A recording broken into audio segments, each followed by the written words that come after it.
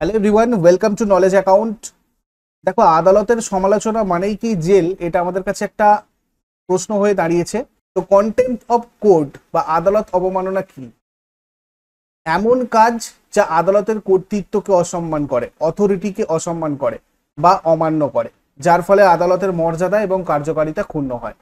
আদালত অবমাননা বলতে আদালতের ভিতরে শুধু নয়, আদালতের ভিতরে সরাসরি যেমন অবমাননা করলে সেটা অবমাননা ধরা হয়, আদালতের বাইরেও আদালতের আদেশ অমান্য করে পরোক্ষভাবে অবমাননা করলেও সেটাকে অবমাননা ধরা হয়। অর্থাৎ আদালতের ভিতরে এবং আদালতের বাইরে দুটো জায়গাতেই এই অবমাননাকে অবমাননা ধরা হয়। আদালত অবমাননা সম্পর্কে সাংবিধানিক বিধান কি রয়েছে? 129 নম্বর অনুচ্ছেদ আমাদেরকে বলছে যে সুপ্রিম কোর্টকে নিজের অবমাননার জন্য শাস্তি দেওয়ার ক্ষমতা দিয়েছে। অর্থাৎ সুপ্রিম কোর্ট, কেউ যদি সুপ্রিম কোর্টকে অবমাননা করে তাহলে সুপ্রিম কোর্ট তাকে শাস্তি দিতে পারে। 142-এর 2 নম্বর অনুচ্ছেদ আমাদেরকে বলছে সুপ্রিম কোর্টকে যে কোনো ব্যক্তির বিরুদ্ধে অবমাননার তদন্ত এবং তাকে শাস্তি দেওয়ার ক্ষমতা দেয়। অর্থাৎ কোনো একজন ব্যক্তি অবমাননা করেছে বলে জানা যাচ্ছে, সুপ্রিম কোর্ট তার বিরুদ্ধে তদন্ত করে তাকে শাস্তি দিতে পারে। 215 নম্বর অনুচ্ছেদ বলছে প্রত্যেকটা হাইকোর্টকে নিজের অবমাননার জন্য শাস্তি দেওয়ার ক্ষমতা দিয়েছে। অর্থাৎ প্রত্যেকটা হাইকোর্ট সেই হাইকোর্টকে অবমাননা করার জন্য যে অবমাননা করছে তাকে শাস্তি দিতে পারে। The contempt of courts act 1971 এর 2A নম্বর ধারা অনুযায়ী কন্টেম্প্ট দু রকমের হয়, সিভিল কন্টেম্প্ট আর ক্রিমিনাল কন্টেম্প্ট। দেওয়ানি অবমাননা, সিভিল কন্টেম্প্ট কি জিনিস? The contempt of courts act 1971 এর 2B নম্বর ধারা অনুযায়ী দেওয়ানি অবমাননা বলতে আদালতের কোনো রায় মানে জাজমেন্ট, ডিক্রি নির্দেশ মানে ডিরেকশন, আদেশ মানে অর্ডার, লেখো বা রিট বা অন্যান্য প্রক্রিয়ার ইচ্ছাকৃত অবাধ্যতা ডিসওবিডিয়েন্স, অথবা আদালত দ্বারা গৃহীত কোনো উদ্যোগ বা আন্ডারটেকিংকে ইচ্ছাকৃতভাবে লঙ্ঘন করাকে বোঝায়। আদালতের আদেশ বা নির্দেশ না মানা, সহজে বলতে গেলে। যেমন এক্সাম্পল একটা তোমাদের দিয়ে বুঝতে সুবিধা হবে। আদালত বলেছিল 15 দিনের মধ্যে কারোর বেতন ফেরত দিতে হবে। যাকে বলেছিল, ধরুন আপনি ইচ্ছা করে সেটা মানলেন না, তখন সেটা হবে সিভিল কন্টেম্প্ট। আর ফৌজদারি অবমাননা বা ক্রিমিনাল কন্টেম্প্ট কোনগুলো? The contempt of courts act 1971 এর 2C নম্বর ধারা অনুযায়ী ফৌজদারি অবমাননা বলতে মৌখিক বা লিখিত বা দৃশ্যমান উপস্থাপনা অর্থাৎ ভিজিবল রিপ্রেজেন্টেশনস অথবা অন্য কোনোভাবে এমন কোনো বিষয় প্রকাশ করা বা অন্য কোনো কাজ করাকে বোঝায় যেগুলো কোনো আদালতের কর্তৃত্বকে কলঙ্কিত করে বা হ্রাস করে, অথবা কোনো বিচার সংক্রান্ত কার্যক্রমের যথাযথ প্রক্রিয়ায় হস্তক্ষেপ করে, অথবা অন্য কোনোভাবে বিচার কার্যে বাধা দেয়। যেমন আদালতের মর্যাদাকে ছোট করা হচ্ছে, কোথাও বিচার প্রক্রিয়াকে প্রভাবিত করার চেষ্টা করা হচ্ছে, বা এমন কিছু করা হচ্ছে যেটা আদালতের উপর মানুষের আস্থা কমিয়ে দেয়।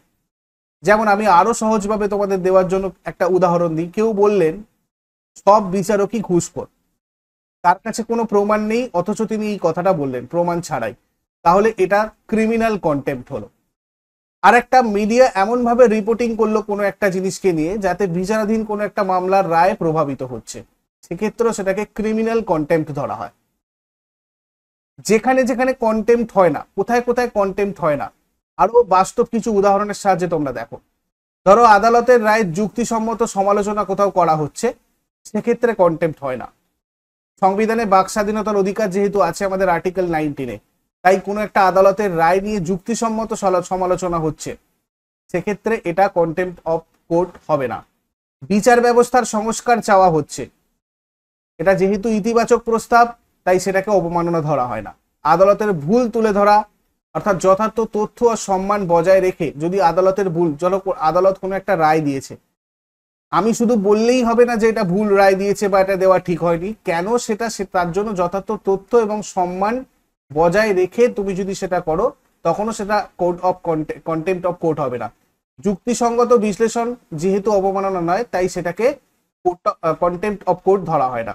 বিচারকের বিরুদ্ধে অভিযোগ যদি করা যায়, মানে তুমি যদি করো, তাহলে সেটাও প্রমাণ সহ যদি তুমি করো যে হ্যাঁ বিচারকের এই দোষ রয়েছে, বিচারক এটা ভুল করেছেন, এটাতে তোমার প্রুফ চাই, প্রমাণ চাই। যদি তোমার কাছে প্রমাণ থাকে, তাহলে সেটা ব্যাপারে তদন্ত হবে, তো সেক্ষেত্রেও সেটাকে কন্টেম্প্ট অফ কোর্ট ধরা হবে না।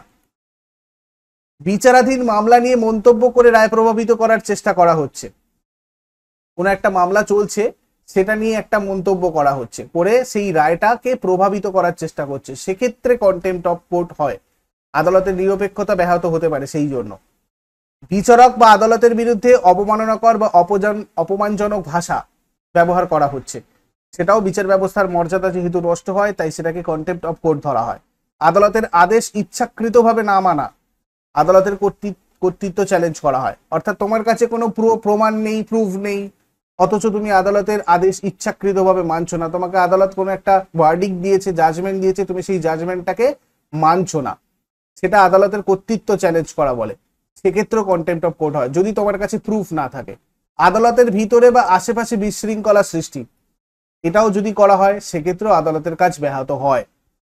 অর্থাৎ দেখা যাচ্ছে তুমি যেটা বলো, তোমার বলার অধিকার আছে, সমালোচনা করার অধিকার আছে, কিন্তু যা করবে সেটা তোমাকে প্রুফ নিয়ে করতে হবে। উইদাউট প্রুফ তুমি যদি কিছু করো সেটা কিন্তু কোর্ট অফ কন্টেম্প্ট হবে, কন্টেম্প্ট অফ কোর্ট হবে। ভারতের জনগণ, দেখো আমি এখানে ডিটেলসটা তোমাদেরকে আমি ডেসক্রিপশন বক্সে দিয়েছি, তোমরা যারা যারা এটা আরো ডিটেলসে পড়তে চাও, আমাদের সংবিধানে ঠিক যেভাবে লেখা আছে আমি সেটাকে বাংলা করে তোমাদের দেওয়ার চেষ্টা করেছি। তোমাদের যদি ইন্টারেস্ট থাকে তোমরা অবশ্যই ডেসক্রিপশন বক্সে গিয়ে এটা পড়তে পারো। তো এখন যেটা আমাদের প্রশ্ন সেটা হচ্ছে আদালত অবমাননার জন্য শাস্তিটা কে দেয়। কন্টেম্প্ট অফ কোর্টস অ্যাক্ট 1917 আছে এটা। সুপ্রিম কোর্ট এবং হাইকোর্ট নিজেদের অবমাননার জন্য কোনো ব্যক্তিকে শাস্তি দিতে পারে। কোনো অধস্তন আদালত অর্থাৎ হাইকোর্টের নিচে যে কোর্টগুলো থাকে, অর্থাৎ সাবঅর্ডিনেট কোর্ট যেগুলোকে আমরা বলি, সেই কোর্টগুলো তাদের অবমাননার জন্য কোনো ব্যক্তিকে শাস্তি দিতে পারে না। অর্থাৎ এই কন্টেম্প্ট অফ কোর্টস এটা শুধুমাত্র সুপ্রিম কোর্ট আর হাইকোর্টের জন্য প্রযোজ্য। যদি এবার ধরো কোনো অধস্তন আদালতও এই ধরনের জিনিস হলো, তখন কি হবে? তখন হাইকোর্টের কোনো ব্যক্তিকে কোনো অধস্তন আদালত অবমাননার জন্য শাস্তি দেওয়ার, অর্থাৎ এই সাবঅর্ডিনেট কোর্ট তখন হাইকোর্টের কাছে অ্যাপিল করবে যে এই ব্যক্তি অবমাননা করেছে আমাদের এই অধস্তন আদালতকে, তখন হাইকোর্ট তার বিরুদ্ধে স্টেপ নেবে। আদালত অবমাননার জন্য নোটিশ পাঠানো বা মামলা দায়ের করা ইত্যাদি প্রক্রিয়ার যে কার্যবিধি, rules to regulate proceedings for contempt of Supreme Court 1975, এটা সুপ্রিম কোর্টের জন্য এবং অঙ্গরাজ্যের হাইকোর্টের নিজস্ব রুলস আছে, সেইটা দ্বারা পরিচালিত হয়। Rules to regulate proceedings for contempt of Supreme Court 1975, অর্থাৎ এই যে জিনিসটা সুপ্রিম কোর্টের সামনে বা শুনানিতে, ভালো করে খেয়াল করে দেখবে এই কথাটা, ভালো করে বোঝার জিনিস রয়েছে এটা। সুপ্রিম কোর্টের সামনাসামনি ধরো কোনো একটা ঘরে যখন কোনো একটা মামলা চলছে, সেই মামলার চলার পরে ধরো অন্য কোনো একটা 1 নম্বর মামলা চলছে, 2 নম্বর মামলার জন্য যারা রয়েছেন তারাও সেই ঘরে ধরো উপস্থিত রয়েছে। তো 1 নম্বরের ক্ষেত্রে এটা শুনানি, যার মামলাটা এখন রানিং চলছে, সেক্ষেত্রেও যেমন হবে। যদি 2 নম্বর ব্যক্তি যারা ওই মামলার সাথে জড়িত নয়, তারা লাইন দিয়ে আছে, তাদের মামলাটা পরে উঠবে, তারাও যদি কোনো রকমের মন্তব্য করে, ওই জন্য এখানে আমি বলেছি সুপ্রিম কোর্টের সামনে বা শুনানিতে কোনো ব্যক্তি তার অবমাননা যদি করে, তাহলে রুল 2 একটা রয়েছে, সেই রুল 2 অনুযায়ী সুপ্রিম কোর্ট অবিলম্বে সেই ব্যক্তিকে তৎক্ষণাৎ শাস্তি দিতে পারে, কোর্টের ভিতরেই সরাসরি ডাইরেক্ট। এছাড়া সুপ্রিম কোর্টের বাইরে কোনো ব্যক্তি তার অবমাননা করলে রুল 3 অনুযায়ী সুপ্রিম কোর্ট সেই ব্যক্তির বিরুদ্ধে নিজের থেকে ব্যবস্থা গ্রহণ করতে পারে।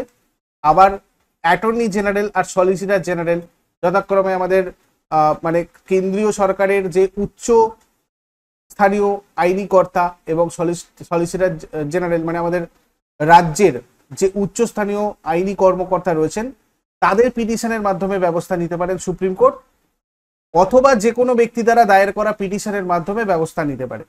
অর্থাৎ এখানে যেটা হলো সেটা হচ্ছে সুপ্রিম কোর্ট নিজে স্টেপ নিতে পারে যদি মনে করে কেউ অবমাননা করেছে, অ্যাটর্নি জেনারেল বা সলিসিটর জেনারেলের থ্রু দিয়ে হতে পারে এটা, অথবা যে কোনো ব্যক্তি সেও পিটিশন দায়ের করতে পারে সে যদি মনে করে আদালতের এতে অবমাননা হচ্ছে। কিন্তু যখন সাধারণ কোনো ব্যক্তি সেটা করবে, তখন সেটা যদি ফৌজদারি অবমাননা হয়, তাহলে সেক্ষেত্রে পিটিশনের সাথে অ্যাটর্নি জেনারেল অথবা সলিসিটর জেনারেল লিখিত অনুমতি প্রয়োজন হয়। এবারে আদালত অবমাননার জন্য শাস্তি কি দেওয়া হয়? The contempt of courts act 1971 এ 12 নম্বর 12(1) ধারা অনুযায়ী আদালত অবমাননার জন্য 6 মাস পর্যন্ত সাধারণ কারাদণ্ড হয়, সিম্পল ইমপ্রিজনমেন্ট বা 2000 টাকা জরিমানা বা দুটোই হতে পারে।